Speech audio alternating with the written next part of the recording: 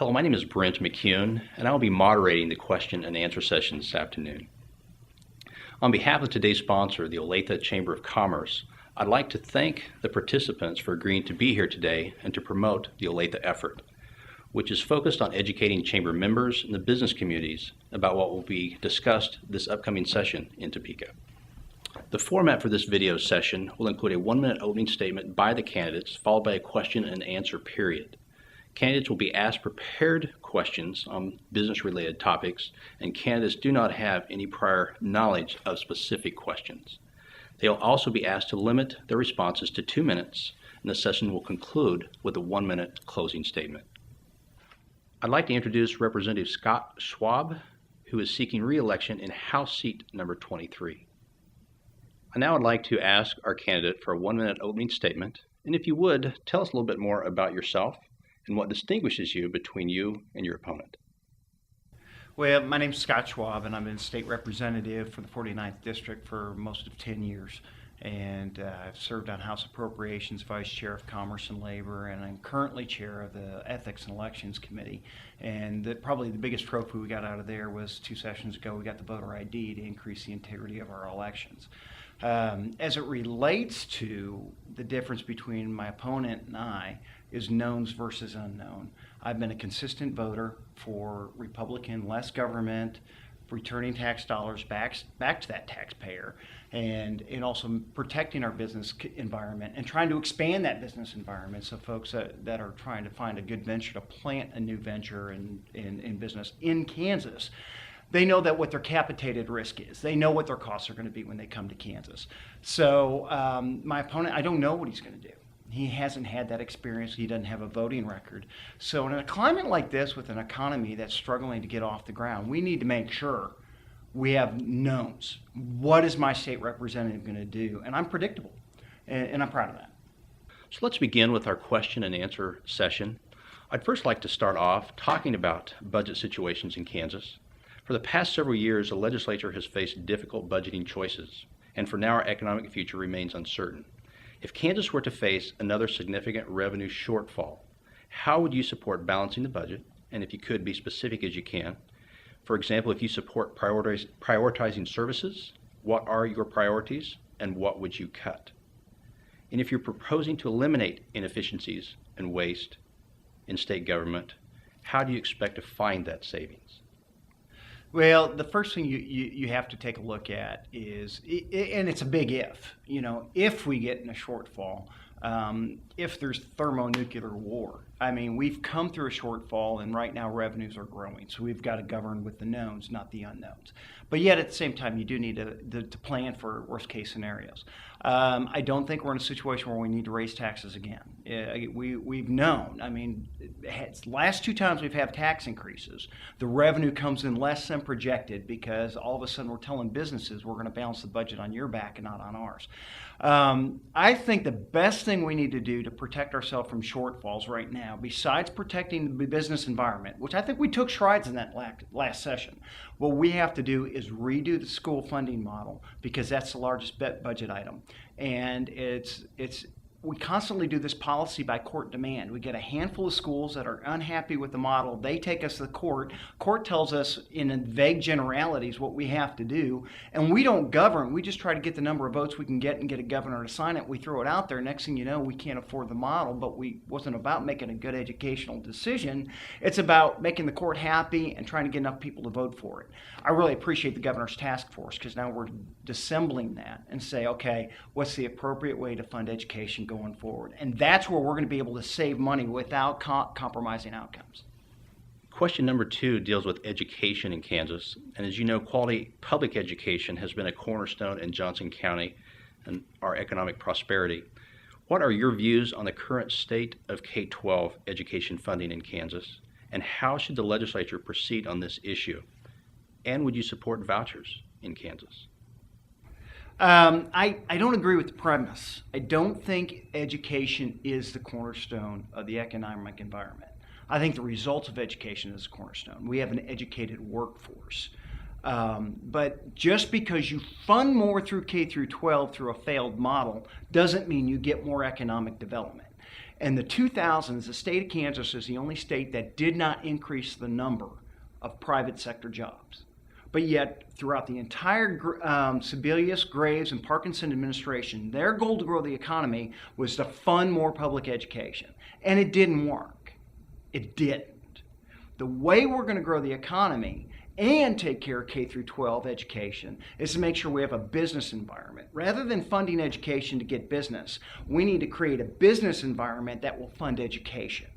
And so the way we're going to do that, I really think the tax plan is a step towards that direction. Some of the work comp laws we've done to help the business environment, that's going to allow us to get a broader based tax base so that we can fund education in a more appropriate manner going forward. And that's going to continue to have the perception we have in Johnson County, wow, they get great schools. Well, great schools is what we want, but if we can't translate it into jobs that keeps our kids and grandkids here, then we're failing. And we failed in the 2000s, and we're turning that ship around now. Our third question, we'd like to ask you, what are your views on the current state tax policy? I think it was great. I think what we had to do, I think we could have done better. I like the governor's plan is introduced better. I was disappointed the House wasn't willing to move it forward. Even more disappointed that the Senate was aggressively trying to kill the tax policy. I don't understand how you go back to the people of Kansas and say, okay, we have extra revenues, but we don't want to give any of it back to you.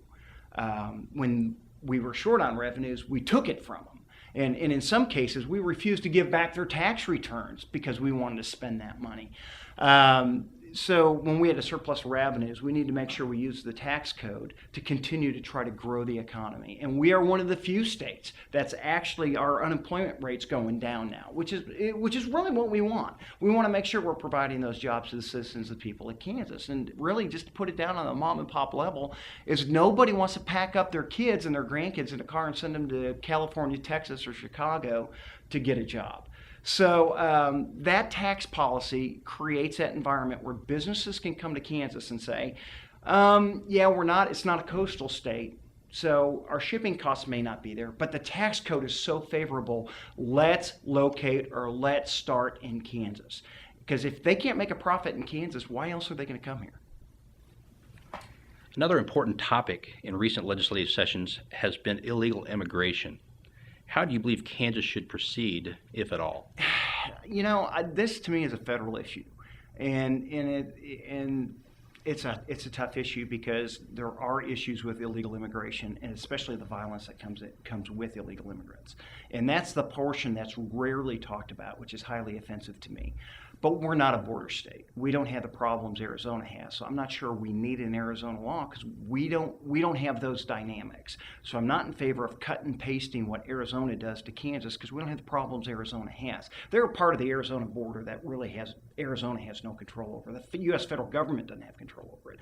I can't say Kansas has that problem. And with the current economic environment in states today, we don't have an influx of illegal immigrant labor looking for jobs. So, but at the end of the day, you know, I don't want the federal government taking authority away from the state legislature and school boards and cities. I don't want to, as a state legislator, take an authority from the feds. My hands are kind of tied. We just need a president and a Congress that are willing to stop the illegal immigration. Then we can worry about amnesty, not amnesty, or anything else. And I'm tired of people saying, well, we need a comprehensive reform. No, we don't. We just need to secure our border. And that way we don't have to worry about the violence coming in, and we don't have to worry about trying to deal with it as a state when we're really not equipped to. And now our final question. Recently, the U.S. Supreme Court upheld the federal health care reform law that requires states to either implement their own state exchange for selling health insurance or be required to use the federal exchange. Do you support the passage of a state exchange in Kansas? I don't, because I don't support the law. And we need to make sure that the federal government understands that they're putting more burden on the state. Just because you cut your budget on the federal level and push it on the state doesn't mean you lowered healthcare costs. You just made it harder for us to meet our obligation. And by us advocating an exchange only advocates more of that bad policy. And it puts it in concrete, which is what we don't want. What we need to do is continue to stand up to Congress and the feds who've shoved a bill down our throats and really compromised the rules, their own rules in trying to do so, and say, no, this is not appropriate for the state of Kansas. We're not going to comply with what you want to do. You're going to change it. Because even the Democrats and the president know there are a lot of flaws with the bill, but they refuse to govern. Okay, well, we're not going to pass an exchange until you're willing to govern and tell us what the law is actually going to be when you're done tweaking it. Because they're not. They're not done tweaking it. And it's what happens when you try to force a bill out as opposed to trying to create a consensus. That concludes our question and answer session. I'd now like to ask the candidate, if they would, to take 1 minute as a closing statement. Really not much more to say after the last few minutes. I've just been honored to serve in the legislature since about 2002 or 2003, and just would enjoy continuing to do so. And again, my record's been consistent. I will say after redistricting, there's going to be over 85 members in the House that have 1 term or less experience in the legislature. And this isn't the time to get rid of that veteran representation. And I haven't gone against Olathe. I voted pro-Olathe, and I voted for those citizens who want a fair tax code, that want public education protected in a way that doesn't compromise the state budget in an overburdened way, and also creates a business environment, like I said, that keeps kids and grandkids here in Kansas. And I'll continue to do so. And if you don't want that, then maybe you want my opponent. But if that's important to you, well, then let's work together and get it done. Thank you so much.